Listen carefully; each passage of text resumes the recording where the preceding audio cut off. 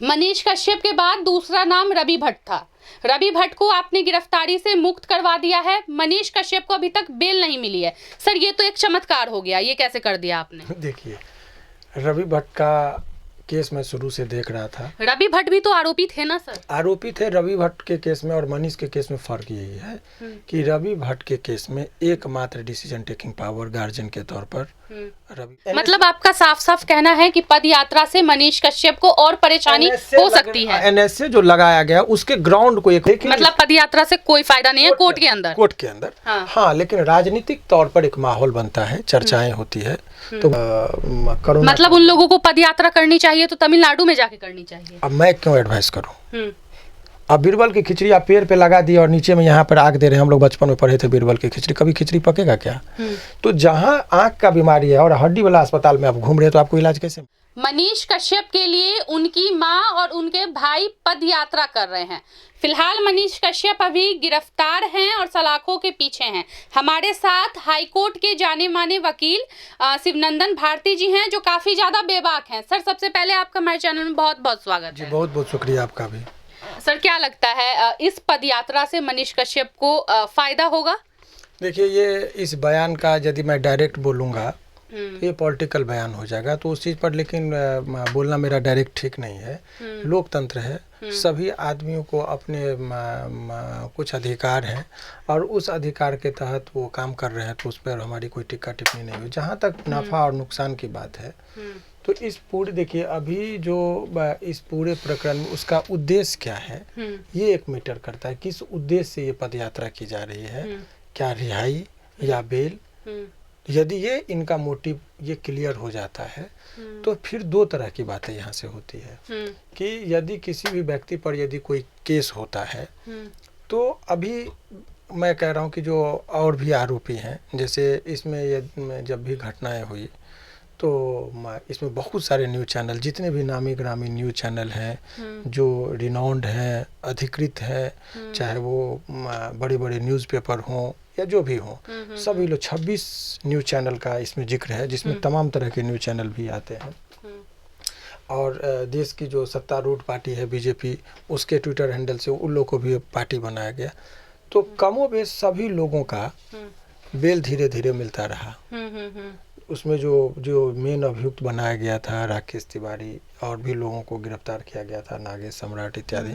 मनीष कश्यप के बाद सर लोगों के लिए कहाँ कोई पद यात्रा हुआ, वो निकले। तो सवाल, मैं पद यात्रा पर प्रश्न नहीं उठा रहा हूँ। कानून और कोर्ट को इस पद यात्रा से, आंदोलन से कोर्ट के अंदर कोई बहुत हलचल में कोई फायदा नहीं होता है। लेकिन मतलब पद यात्रा से कोई फायदा नहीं है कोर्ट के अंदर। हाँ, लेकिन राजनीतिक तौर पर एक माहौल बनता है, चर्चाएं होती है, तो वो सब आपका ये हो सकता है। लेकिन एक चीज और मेरा अपना दृष्टिकोण है। देखिए, एनएसए लगा है।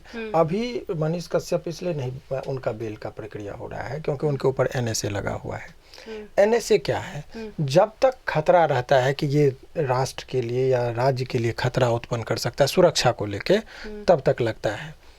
तो ये अधिकतम कितने दिनों तक लगा के रख सकते हैं? तो उसका मैक्सिमम पीरियड जो है वो 1 साल का है। और 1 साल का मतलब समझिए, रेयर एंड रेयरेस्ट सिचुएशन में 1 साल, प्रत्येक 3 महीने के बाद ये एक रिव्यू होता है, फिर देखता है कि वो सिचुएशन। मतलब मनीष कश्यप अब ज्यादा दिन जेल में नहीं रहेंगे? नहीं, वही मैं कह रहा हूँ, 3-3 महीना पर देखा जाता है।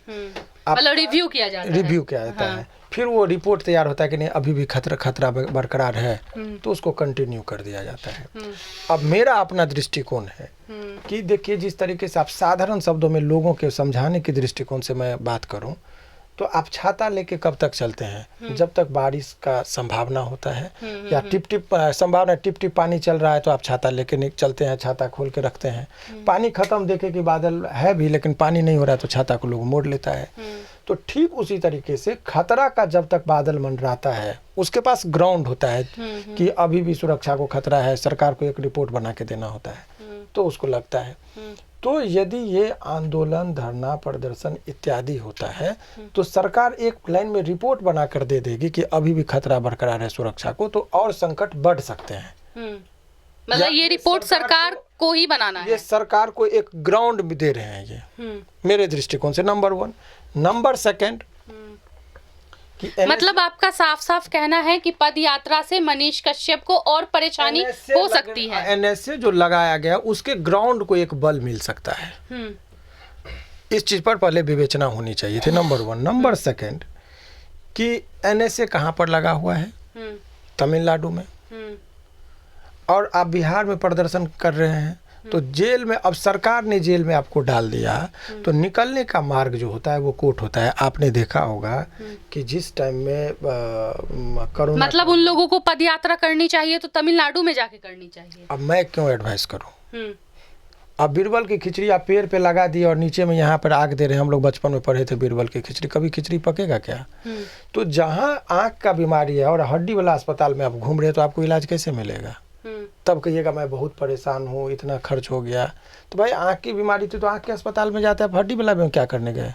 तो आपका केस जो है NSA लगा है तमिलनाडु में, ये लॉजिकल बात में मैं कह रहा हूँ। तो वहाँ पर एक ये चीज़ हो सकता है, लेकिन ये तो एक पक्ष हो गया जो आपको इम्प्लीमेंटेशन के दौरान ये चीज़ देखी जाती। लेकिन दूसरा पक्ष ये होता है, किसी भी आंदोलन का धरना, प्रदर्शन, अनशन ये एक हथियार है। इसका इम्पैक्ट कब पड़ता है? जब आप संख्या बल में हो। और लोकतंत्र में लोगों का ओपिनियन बहुत महत्व रखता है। तो सरकार को जब लगता है कि नहीं, इसमें बहुत ज़्यादा लोगों का सेंटिमेंट जुड़ गया, तो सरकार झुकती है। किसी भी आंदोलन में, चाहे अन्ना मूवमेंट को आप देखिए, अन्ना मूवमेंट में लोगों का सेंटिमेंट जुड़ गया तो सरकार में झुक गई। तो इसको, इस तरह का मूवमेंट में यदि आप संख्या बल बहुत सारे लोग आ जाएंगे, चर्चा का विषय बनेगा, तो हो सकता है कि सरकार अपनी पहल करे पॉलिटिकल, कि भाई ये हो सकता है कि राज्य सरकार यहाँ से अनुरोध करेगा तमिलनाडु की सरकार को कि यहाँ पर लॉ एंड ऑर्डर का है, आप उनके रिक्वेस्ट पर उनको हटा दिया जाए। ये भी एक कारण हो सकता है। तो ये दोनों पक्ष हैं।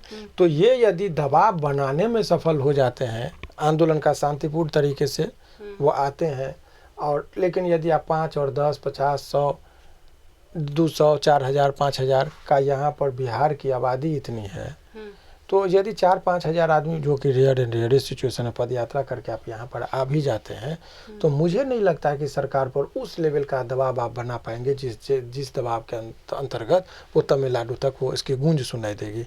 तो ये सब जो है सो योजनाबद्ध तरीके से सोच समझ कर आदमी करता है, तो उसका इम्पैक्ट होता है। किसी सोच समझ के करना चाहिए।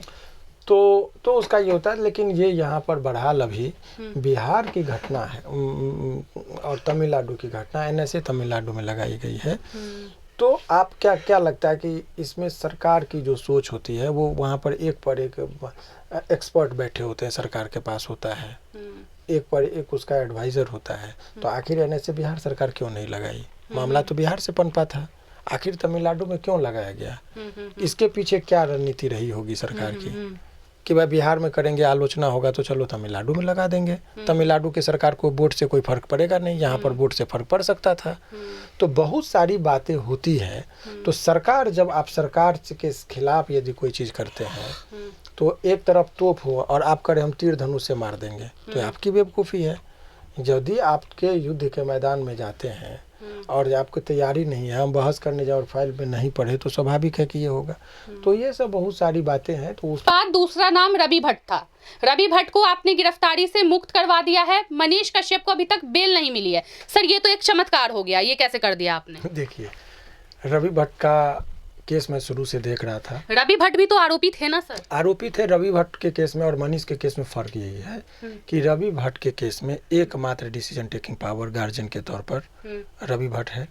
उनको बहुत ज़्यादा कन्फ्यूजन नहीं है। लेकिन मनीष कश्यप के केस में क्या है कि 100 गार्जियन है। 100 गार्जियन है मनीष कश्यप का मतलब कि वो हर आदमी का अलग ओपिनियन हो जा रहा है, कोऑर्डिनेशन नहीं है मेरे अकॉर्डिंग। मैंने उस चीज़ को देखा था शुरुआती दौर में। तो अब हाई कोर्ट का मामला है, कोई कह दिया सुप्रीम कोर्ट चले तो सुप्रीम कोर्ट चले जाएंगे, कोई कह दिया आप तमिलनाडु चले जाइए, तमिलनाडु चले जाएंगे, कोई कह दिया आंदोलन कर दीजिए, आंदोलन करें। तो ये कोऑर्डिनेशन का अभाव है जो, तो ऐसे नहीं होता है। आपको थम के ठहर कर सोच विचार कर तब कोई काम करना होता है। कानून ही इतना बड़ा चीज़ है, NSA लग गया आपके ऊपर, आप आनंद फानन में चले जा रहे हैं 2 मिनट। सर, क्या लगता है रवि भट्ट की गिरफ्तारी रोक दी गई है, अब मनीष कश्यप को बेल मिल सकती है? इससे बेल राहत मिलेगा मनीष कश्यप? नहीं, बेल को देखिए, आपको बता रहे हैं, ये बहुत ही दावे के साथ मैं कह रहा हूँ। केस को पूरा इंटायर चीज़ को हमने पढ़ा है। केस में अभी तक जो साक्ष्य मिले हैं वो पर्याप्त है इनको बेल दिलाने के लिए, और इसी ग्राउंड पर सभी को बेल भी मिल रहा है। अभी वो जेल में इसलिए है क्योंकि उसके ऊपर एनएसए लगा है, और एनएसए हटने की दिशा में जो कार्य होनी चाहिए थी वो अभी मैं माइक पर इसलिए नहीं, क्योंकि उसके केस की स्ट्रेटजी खराब होगी, उस दिशा में पहल नहीं हो रही है।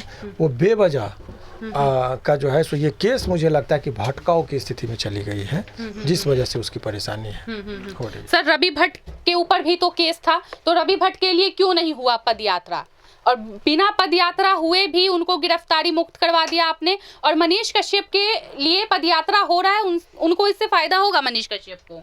देखिए, फायदा और नुकसान उनके जो लोग कर रहे हैं वो अपना नाफा नुकसान करे, लेकिन कभी कभी क्या होता है कि पॉलिटिकल स्टंट भी होता है, तो बहुत सारी उनको भी, उन लोगों के भी सलाहकार होंगे, उन लोगों को भी सलाह दिया गया हो, क्या सोच कर रहे हैं वो तो उनका अपना व्यक्तिगत चीज़ है।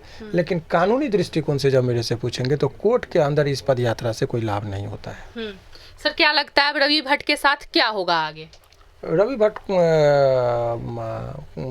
हो गए और भी जितने भी निर्दोष लोग हैं, धीरे धीरे करके सभी को बेल मिलेगा और वो बाहर होंगे सारे लोग बहुत जल्दी इस केस से मुक्त होंगे। तो जैसा कि देख रहे थे, हमारे साथ शिवनंदन भारती वकील साहब थे, और सारी बातों को इन्होंने बहुत बारीकी तरीके से बताया है आप लोगों को, और आप लोग देख रहे थे एचटी भारत। मैं थी हिमांशी, बहुत बहुत धन्यवाद।